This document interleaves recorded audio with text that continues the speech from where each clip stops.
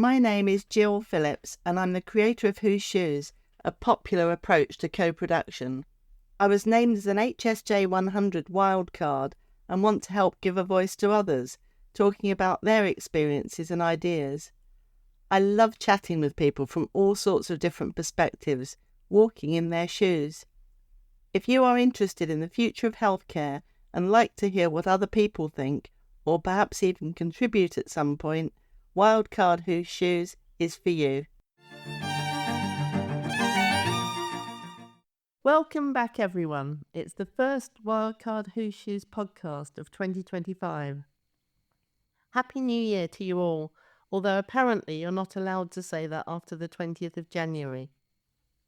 Who knew? It's taken me a while to get my act together, but hopefully you will find it worth the wait. For today, I'm talking to one of my oldest friends, in both senses of the word. In my previous life, before I set up Whose Shoes, I worked for more years than I care to remember for the social care department of Coventry City Council, and Dorothy Hall was my favourite social worker. Insightful, caring, knowledgeable, and always looking to do the best she possibly could for those she served, both the people using services and the teams that she managed. I learned so much from her, and I still do. In some ways, Dorothy was pivotal in my decision to jump ship and set up Whose Shoes. I had been asked to do some quality improvement work with her team, who supported people with learning disabilities. I enjoyed talking to everyone and trying to understand what the underlying issues were. The more I investigated, the more I learnt that things are very different when you look at them from the other side of the fence. I have an aversion to top-down management, and without going into detail, I saw that people like Dorothy and her staff were the diamonds within the organisation, but could sometimes be scapegoated. It was an interesting time. There are so many things I could talk to Dorothy about on the podcast. As well as her professional experience, she brings so much lived experience and wisdom. She has experience of navigating the interface between systems, most notably social care and the NHS, including as a family carer. Indeed, I've just remembered that Dorothy wrote a blog for my In Your Shoes series about 10 years ago, talking about caring for her mother-in-law, who was living with dementia in Belgium. Gosh, I've forgotten about it. You did? I did. Yeah, I just remembered that. And now Dorothy is getting older herself. She is experiencing age discrimination in the NHS. As her friend, I've followed the ups and downs of her story, and it's been an eye-opener. So I was thrilled when she agreed to talk about it on the podcast. And indeed, she's here with me. Our first in-person podcast and trying out some new technology. Aren't we, Gulliv? Yeah. So welcome, Dorothy. Can you tell us a bit more about yourself and how you'd like to kick off today? Wow, thank you. It's a mixed blessing being invited to do this. On the one hand, I'm quite happy to talk through my experiences, but it also feels a bit like exposure, kind of revealing bits of how I've thought about what's happened to me as I've grown older, which has been quite a revelation. I'm now 82 and a half and don't like to face up to the fact, not because I'm not comfortable with it with myself, but it exposes you to negative ageism, which is part of what I'm going to talk about later. So, yes, I'm very pleased to be doing this, but it has made me think through a lot of issues associated with people of my age, which are quite negative. It's fascinating. I mean, the nearest I've come to this, Dorothy, in terms of the podcast series was I did a great episode with Angela Catley. Angela's leading a campaign called When I Get Old. We Go is the hashtag.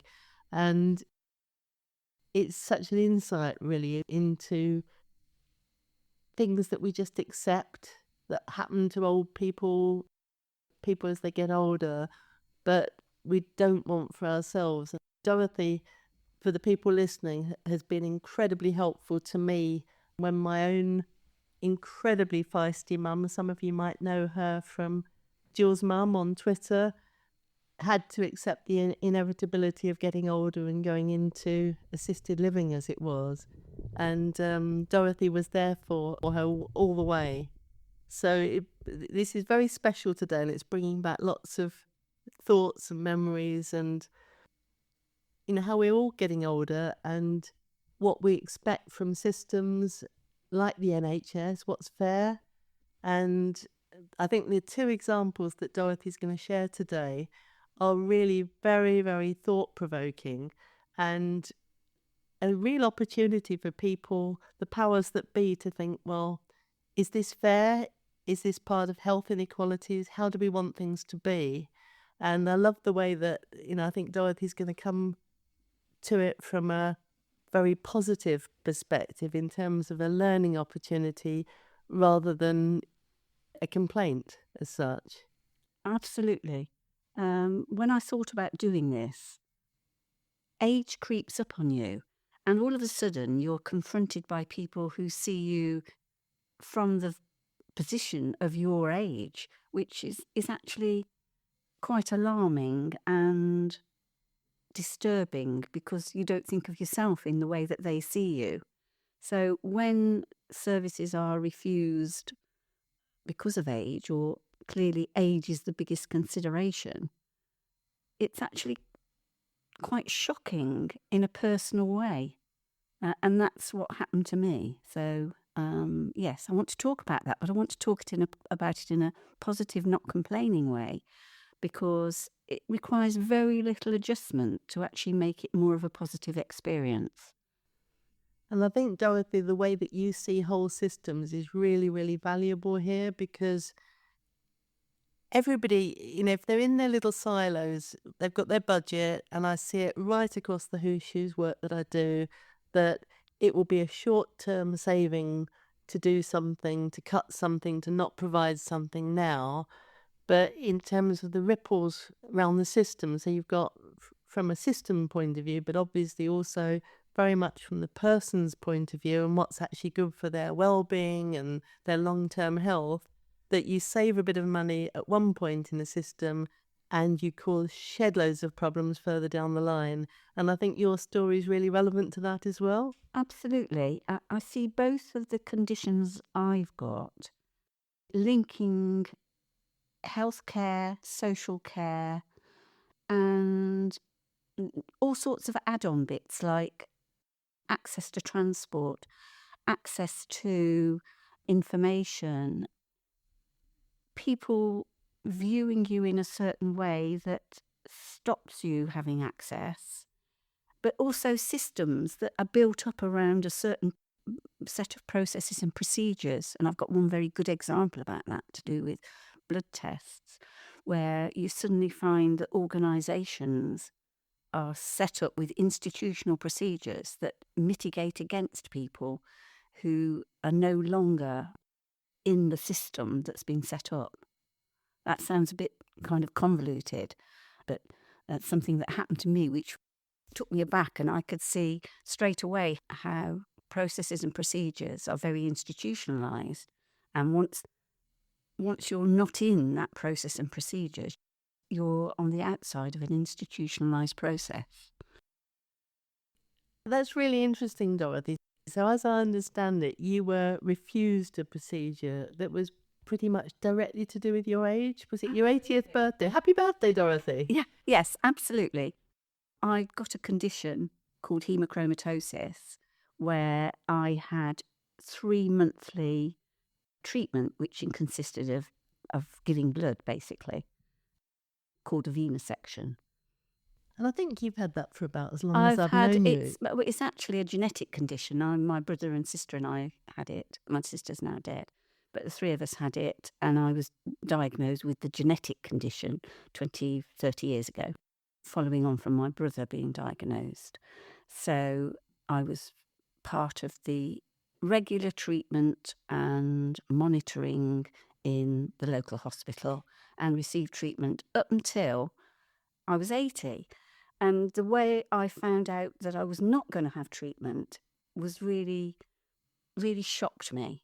I went in one day when I was 79 to have the venesection, and the doctor who was fiddling about with the needle that takes the blood suddenly said to me, "You do realise, don't you, that we stop at 80? We stop this at 80. And I said, "Well, that's interesting because I'm 80 next month." And she said, "Oh, good heavens, yes, you are, aren't you? Oh, well, this will be your last one." What a way to talk to people. Yes. The only inclination I'd had about that was, before that was, one or two of the nurses had made comments to me, which I hadn't really registered, about the procedure being stopped. They were thinking about stopping the procedure at 80, but I hadn't really taken it in, and nobody had talked to me formally about it whatsoever. So the first time that a doctor had said it to me was on this occasion. And that was it, really. She said, "Well, this will be your last one." And I stood up after they'd taken the blood thing out of my arm and said, "Oh, well, okay, is this it?" And she said, "Yeah." And I said, "Well, it feels a bit like leaving school." And went off. And you'd had no chance to prepare for that in I terms had of no questions. preparation, no inclination, no idea, and was really quite shocked by it. My birthday is at the end of October, so this would have been, I think, in probably the September. And I think she said to me something like, "Oh, well, we'll send you an appointment." So I then got a letter through the post offering me an appointment to see the same doctor a couple of months later, where I asked for more information and was told, well, there are competing risks. When you get to this age, there are competing risks about following this procedure. And I said, "Well, can you explain to me more about the risks?" And she said, "Well, there's some research." And I said, "Well, can you send me the research?" And I asked a few other technical questions about what. She said, "We'll follow you up." And I said, "Well, what does follow up mean?" She said, "Well, you'll get a 1-yearly appointment to see a doctor with a blood test." And I said, "Well, I find that quite shocking because this was just following the pandemic. And I knew that my blood levels, hemochromatosis is retention of iron, and I knew that my blood levels had risen through the year of the pandemic when I hadn't received treatment. So I anticipated that if it rose that much in a year on, after being 80, as long as I lived, it would rise quite considerably." So I pointed that out to her, and she looked at my record on the computer and said, "Well, if you think how long it took you to get to the level of blood iron that you got, it's not going to rise that quickly, is it?" I was completely mystified by all of this and said, "Well, what level will you retreat me?" And she said, "Oh, well, it would have to be really, really bad," or something like that. Sounds scientific. I can't remember the exact words, but it was absolutely no detail, no sharing of information, because I do remember very specifically asking if I could see their research and being assured that, yes, they would send me details of the research. I did ask that she was offering me a 1-yearly appointment. And that comes back to my comment about institutionalised procedures, because I think she must have felt quite bad about it, because she did at one stage say to me, "We haven't handled this very well. You have got grounds for a complaint." And I remember saying to her, "It's not a question of complaint. It's a question of feeling that I'm being treated like this because I'm of age, with no real explanation or justification." And I said, "I spent my whole life working as a social worker, really fighting for people to be treated decently and equality. And here I am, just because I'm 80, being treated like this." And she said, "Well, we'll do a second blood test. You can have a blood test in the summer, in 6 months if you like." It's like Very negotiation, yeah. isn't it? Here. So, okay. And that led me to my previous comment about institutionalised procedures. Because what happened was a lot of time went by where I wondered what to do. But I did go and get the 6 monthly blood test. But then I couldn't get the result because I was outside the system. It's a classic, such a classic. So it led me to see how institutionalised this system is. Once you're in the system, you go and get the blood test, you know who to contact for the result, somebody tells you what the result is, then you're told whether you need treatment or not. And it feels comfortable to be part of this organisational approach that you fit into. But the end of this story is I couldn't get the results. I remember this. I rang up to say, oh, I've had the blood test. Could somebody tell me the results? Oh, no, don't bother. Don't. We can't give you the results. We haven't got them. You'll have to go to your GP. Rang the GP. GP didn't know anything about it, hadn't got the results, didn't know what to suggest. Then I re-looked at the letter they'd sent me after I'd had my treatment discontinued and I had the December-January appointment when the doctor had told me that I would just be followed up once a year, whatever. And the letter actually said to the GP, we will continue with maintenance treatment. But they hadn't. So completely inconsistent. Yeah, it was completely inconsistent. It wasn't even, there was no follow-up in giving me any information, no offer to show me any research, no real information about why at 80 there were competing risks. During that time, I'd actually looked up the research myself, and I did find that there was some research in New Zealand where they'd instituted a programme of finishing people at 80, and they had given an overview of why and how it was managed.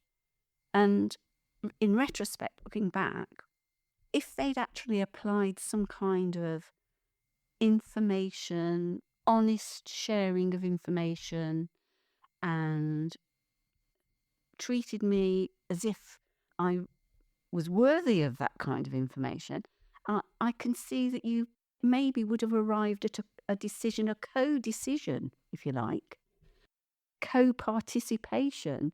All the things that are talked about in the NHS. All the things that are talked about in the NHS. That if you'd felt remotely valued and that there'd been an offer of co-decision making, which incidentally is relevant to what happened to me later, I can see that it could have been a much more comfortably managed process. But as it was, there was no information, a badly worded letter, a dismissal, an offer of this blood test, which actually proved impossible to find the results of. And then nothing. I then saw 6 months later, I saw the consultant that I was nominally supposed to be under, and she actually apologised for the letter and said, when she looked at the letter that I'd been sent before, she said, oh, well, we didn't do this very well, did we? And gave me some explanation about how consultants dictated into a dictaphone and they weren't typed properly, etc., etc. You know very much me. And then more or less went over what the previous doctor had said to me, that they would monitor me on this once a year blood test and checkup, but couldn't actually tell me what point this would constitute them offering me any other treatment. So I said, what is the point? I remember this very clearly. What is the point of this appointment? And she said, well, that's a very good question. We thought that it would be reassurance. Reassurance? Yeah. Or back covering, perhaps? Or well, whatever. Yeah. Whatever. Yeah. And I was just appalled, really. And I thought, I just do not want to repeat this. And eventually I cancelled the following yearly appointment, but I didn't do that for ages afterwards because I couldn't make my mind up what to do. I considered complaining. The whole year I'd considered complaining. But complaining seems to be a negative process that has all sorts of repercussions for yourself. You have to maintain a level of anger and outrage, which is defeating and damaging. Or you have to kind of maintain this anger, and you have to hang on to all the detail. You have to have it in your head. You have to think of clever words to put down. You have to think, am I doing the best I can here? Because they'll be trying to refute each point, and and the fact that you didn't even want it to be a complaint. It's a very negative direction, isn't it? It's totally negative. And in the middle of all of this, you confront the fact that you're 80. And the confrontation of that was, well, the NHS is in this terrible mess. There's all these people who need treatment. Why am I making a fuss about a procedure that will extend my life? And you kind of get into this negative spiral of suddenly confronting your age and your right to have treatment, if you like. And that in itself has all sorts of spin-offs, because you start to feel very negative about yourself and making an issue. I also confronted the fact that they hadn't bothered to give me any kind of information that would make it make sense to me, which is a real dismissal. Dismissing somebody who I think I've got quite a good grasp of systems and procedures, and having spent my life managing budgets and managing services, I think I understand how life is managed. So you suddenly are confronted with the fact that people write you off at 80 in a way that you hadn't anticipated, which then turns in on you, and you see yourself as people see you and think, well, what's the point? So I kind of went through a very, very negative period of seeing myself at 80 and thinking, what right have I got to? Why should I don't want to put myself through the whole complaints procedure of being angry and keeping it at the front of my head, where I'd rather get on with my life. So I went through a process of rationalising it all, and then decided, okay, I'll deal with it in another way. So I looked at everything I could about the condition I'd got, how I could manage it by staying fit without having any medical intervention. So attention to diet and exercise, etc., etc. I really worked at that.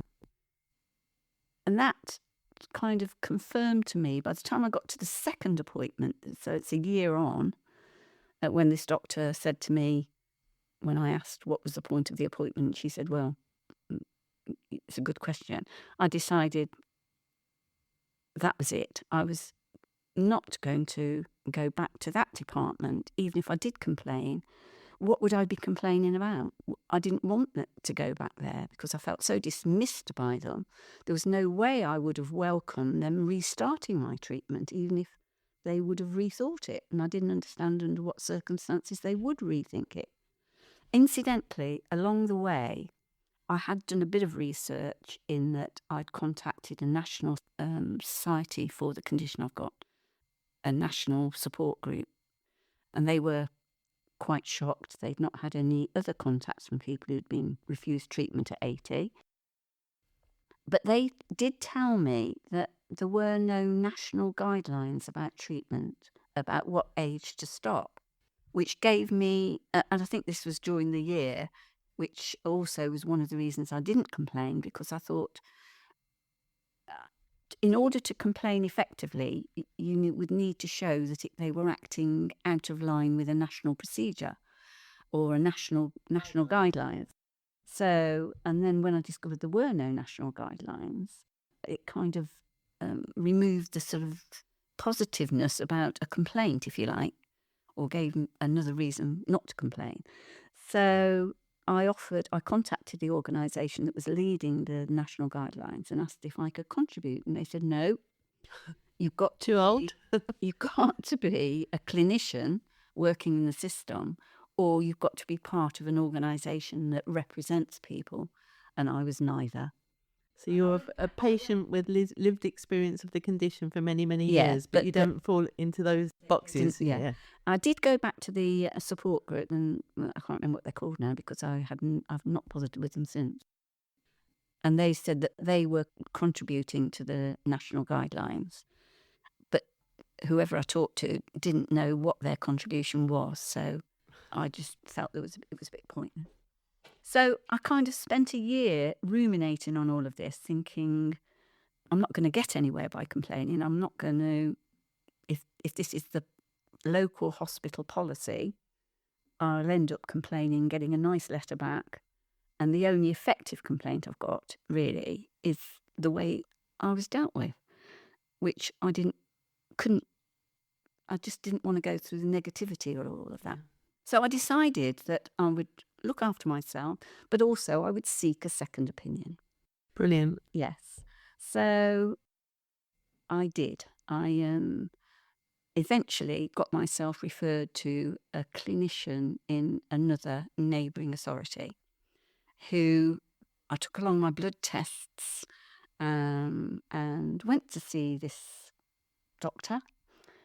And before I'd even got into what had happened to me or whatever I felt about it or whatever my condition was, he said to me, well, I think I'd just explained that I'd been told I was no longer eligible for treatment in Coventry's system because I was 80, but with no other explanation. And he immediately said to me, just looking at you, I can see that you are fit and well and able to understand what's going on.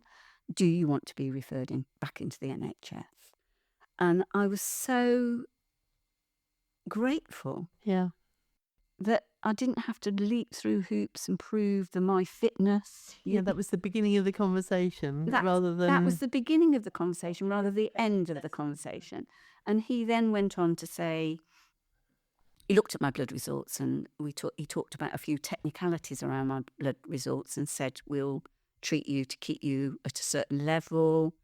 And he said, my policy, and this was the best bit, my policy is to make joint decisions. That there will come a time when you feel that you don't want to carry on with this. And at that point, we can decide whether you do want to carry on with this. And I was so pleased. I was so delighted that he'd taken that approach with me. So he immediately, while I was there, sent an email to the service is actually managed by an advanced practitioner nurse. And he, while I was there, sent an email and said, this person will contact you. And that was it. I was just so taken with the kind of the different tone and the feeling of not being dismissed. I think seeing the person, it's a cliche, isn't it? Yeah. But you suddenly felt seen as Dorothy, who happens to be 80, but you know your condition and what works and what's making you feel good. And I was surprised at how easy it was because I thought, I don't know what I thought really. I'd felt that I'd got to do something, and having dismissed the idea that a complaint would get me anywhere, I didn't really know what to expect. So I was so pleased. Well, I'm really pleased that you were able to channel your energy, because it is energy, isn't it, into something that's actually positive and has come up with a result for you.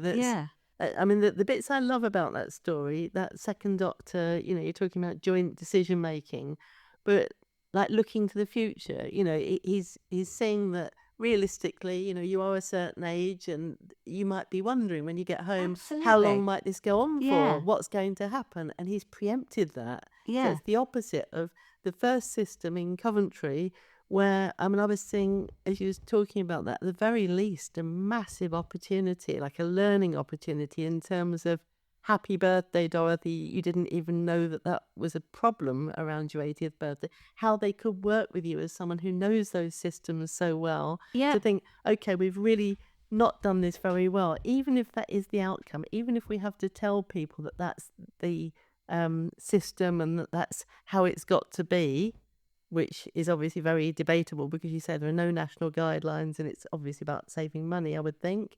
But that they could have taken the opportunity to say, okay, if you're kind of someone who's prepared to work with us, how could we redesign our system coming up to 80 so that that's not a bombshell, and so that, in terms of preparing for that, understanding it, understanding the science. I think you just rocked them because you were an 80-year-old turning up asking about nice guidelines, and Yeah. you actually knew what you were talking about and could counter them. That's very worrying, isn't it? That most people wouldn't have that, and they're just dismissed and sent away, and they go home and they think, oh, I'm not getting my treatment anymore.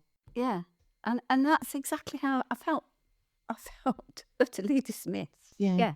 And that's when there are certain key instances that stand out as events in my brain, and one of them was standing by the counter in the day unit where I last received treatment, and just saying to this doctor, "Oh, I feel like I've left school. Yeah.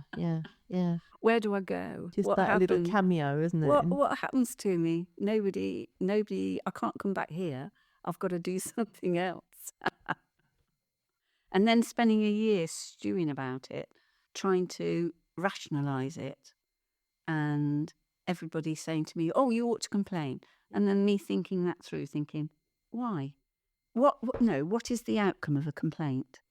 And I remember that. I mean, I remember us stewing over that and going through it. And then, you become aware that how obviously important it was and how you didn't know what to do. And then you'd be talking to other friends about it. It just takes over your life, doesn't it? Rather than, you're 80, you want to get on, we all do, to have the best life you can for the next year, the next, rather than spending it stewing over how to battle the system, really. Absolutely.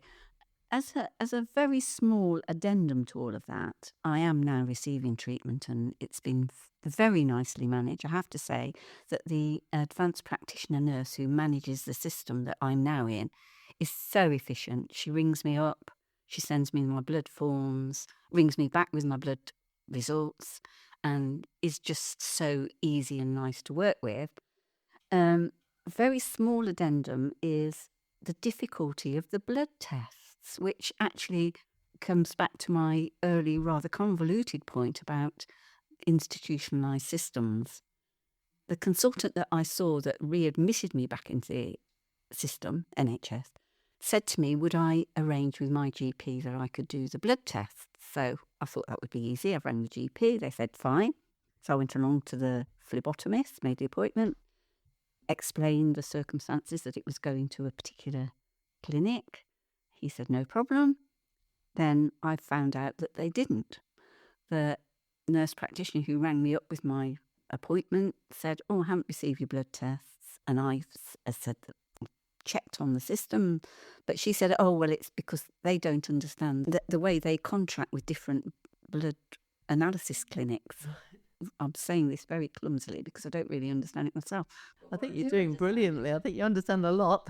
What I do understand is the systems don't match up. Yeah. I'm in a different system. I'm in a system that they don't normally send the blood test to, so they don't arrive at their destination. So it was easily solved. This wonderful nurse practitioner, I'm going to send her a copy of this, That's lovely, yeah. arranged for me to have blood tests at the hospital, which now treats me. So that removed all the difficulties. So well done you. Yeah. Well done you. Yeah. But it shouldn't be like that. It shouldn't be like that. And it's not your only example, is it, Dorothy? No, it's not. I feel like what I don't particularly like doing, which is talking about my health issues, but I have got another condition which is very, very definitely age-related, with a different set of circumstances around. And having got this opportunity, I'd like to point out how that could be life-changing. I Yeah. was going to say, transform lives of people my age. The people that are affected are people my age, and that's age-related macular degeneration. So I looked this up on the internet yesterday, there are approximately 700,000 people in the UK affected by age-related macular degeneration. And unlike hemochromatosis, there is a really good national support organisation, the Macular Society, which gives out maximum publicity, explains everything that's going on, and has now started to mention the treatment I'm having. Oh, have they? Yes. Oh, which wow, is this new. This is which topical is new, then. Which is new. Yes, I've actually done some research for this. Yeah, I'm very invested in this. Yes. So around about the time where I was dismissed from the NHS for my treatment because I was 80, I was diagnosed with age-related macular degeneration and told that there was no treatment. And anecdotally, by everybody I knew that had had it or had it now, they didn't know of any treatment for dry macular degeneration.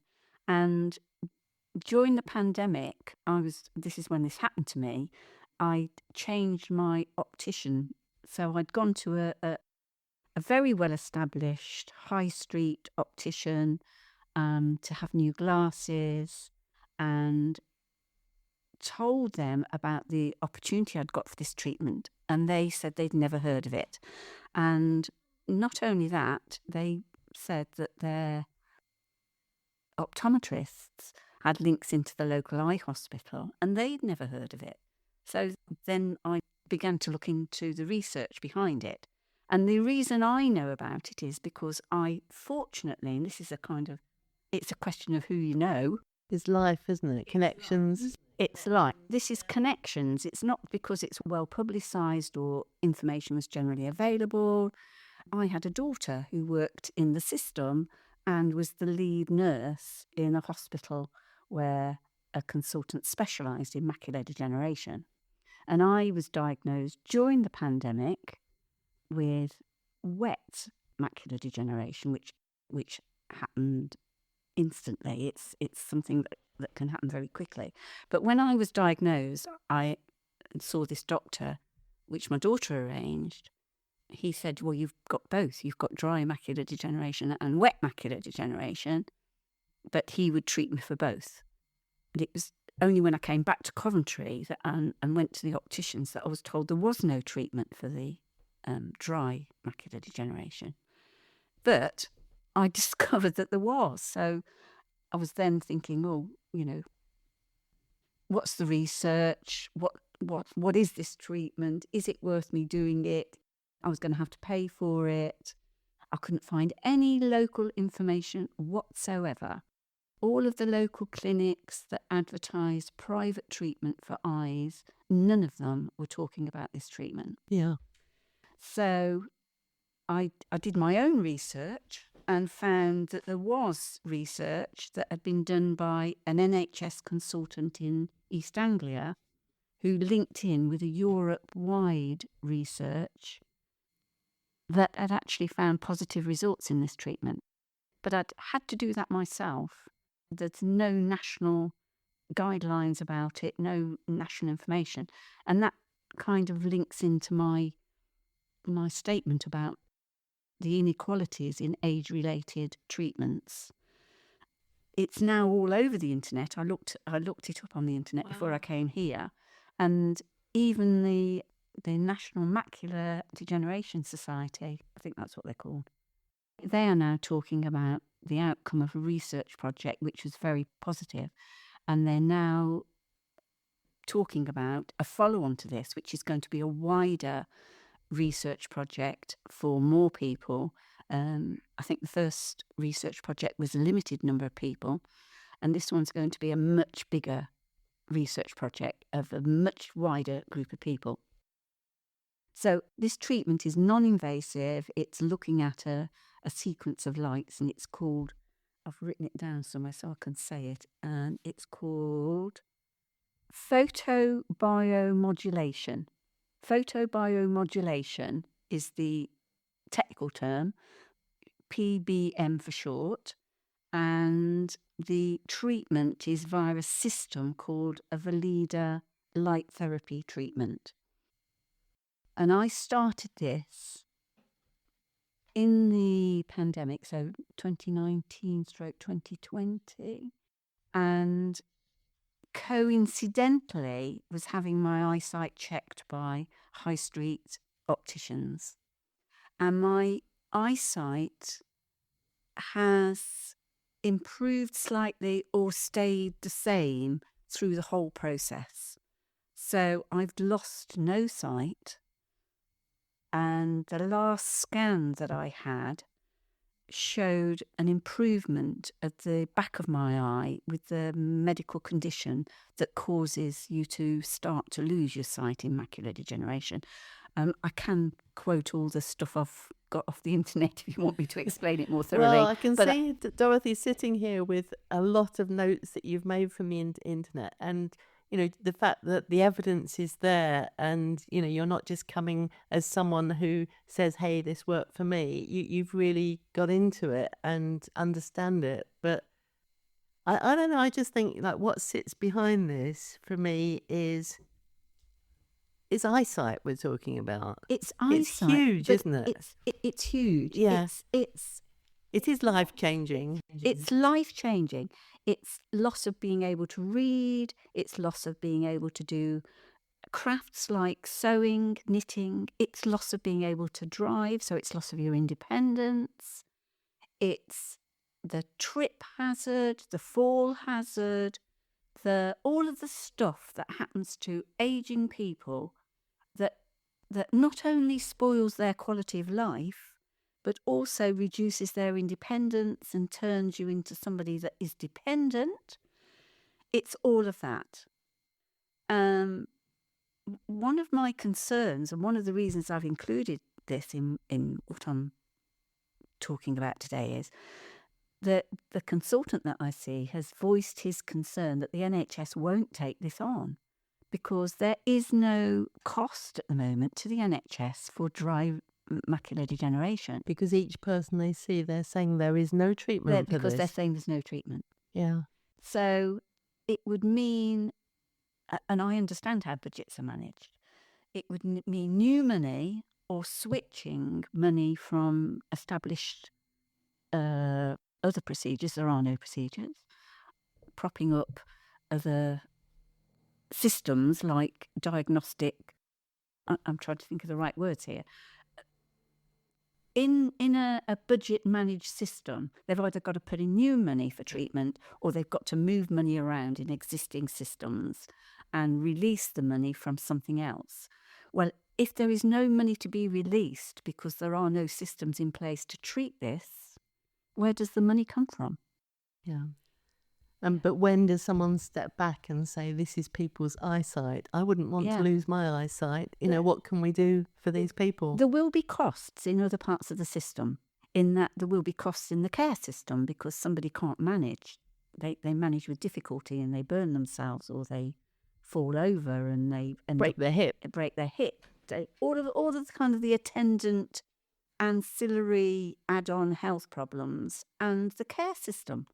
So taken as a whole, there probably would be health budget adjustments, and there certainly would be a huge improvement in people's life experiences. Yeah. So I'm seeing, Dorothy, this is all around health inequalities, isn't it? And this episode is about age. Absolutely. And the same issues come up. I mean, the work I'm doing at the moment with Midlands Partnership Foundation Trust, which is about children and families, is the same issues, that if you could put more money into, say, prevention for children's mental health problems, then obviously the human cost, but also the system cost of what happens when it is not addressed, in that case young, and problems are managed, and early intervention, all of those things. Oh no, we haven't got money for that, but it's so short-sighted in terms of no pun intended here. Absolutely. I mean, the whole issue about losing your sight, when you've had sight, it changes the whole meaning of your life. And I think I'm a very positive person, and I've already started to think about how would I manage, and what could I do. I mean, I've adjusted to things like I've got audio books on my phone and stuff like that. So, and I'm kind of anticipating ahead that But so far, I'm not going to be negative because this treatment has worked for me. And like you say, if it's either maintaining or improving in Yeah. certain ways. Yeah. And hey, you've driven over to me today and we're going to go out for lunch now. Absolutely. And it's fantastic. So you're such a fantastic advocate, pioneer. I think, I mean, what's interesting for me is I've followed these stories, obviously, by being your friend over the years. And I mean, I've seen how you had that dip in terms of, that negativity around being 80. And I mean, being 80 is a big milestone anyway, isn't it? Absolutely. And even though we had your Halloween party, it was... Yes. Yeah. Yes. And I think what certainly the being refused treatment, what it did for me was really face up to the fact of how society sees you at 80. Not everybody. It's reinforcing all those stereotypes. It is. And to have it institutionalised, which is what happened with them being told that their policy, without any further explanation or detail, or anybody telling you what the positives might be about being refused treatment at 80. Yeah. So, and you kind of have to recover from that. You have to recover and think you've got any value at all in order to fight back. And I don't see the complaints procedure as any kind of positive way of fighting back. So this is an opportunity to actually share with people who might have the ability to change attitudes, how people could be more valued and given more information, and for a plea for honest communication with clinicians, and a recognition that people who are well-informed can make well-informed decisions. I think that's a fabulous conclusion. I was going to ask you, what do you think the kind of lemon light bulbs are from this episode? And I was thinking about, don't push people down the route to complain when they actually don't want to complain. They just want to be heard. Take opportunities like working with someone like you to, to listen and to co-design how a system could be. Think about attitudes and stereotypes. But I think your conclusion there about honest communication, that's what runs throughout all of my work, that if people are listened to and feel heard, then it moves away from being a complaint. I mean, sometimes at our Who Shoes workshops, we invite complainants along, and the people running the workshops might be like, really, that it could be, and you see like in a positive way, the wind's taken out of someone's sails, all that anger, because someone's listening and trying to channel it into, let's make it better for the future. Yeah. And I, having worked in the care system, know and manage budgets, I know how desperate the sort of whole NHS system is. But I can also see how they could get better decisions by having more honesty. So perhaps this needs to feed into the 10-year plan, which goes right back to why I set up the podcast in the first place, that but I said, no, not me, the people that I know, the people like Dorothy, that the NHS should be listening to. So let's leave it there and hope that people listen. Well, Gill, thank you for the opportunity. Brilliant. And thanks, somebody Dorothy. listens. Yes. They will. Thank you so much for listening. If you enjoyed this episode, it would be fantastic if you would leave a review and a rating, as well as recommending the Wildcard Who Shoes podcast series to anyone who you think might find it interesting. And please subscribe. That way you get to hear when new episodes are available. I have lots more wonderful podcast guests in the pipeline. And don't forget to explore and share previous episodes. So many conversations with amazing people who are courageously sharing their stories and experiences across a very wide range of topics. I tweet as Whose Shoes. Thank you for being on this journey with me, and let's hope that together we can make a difference. See you next time.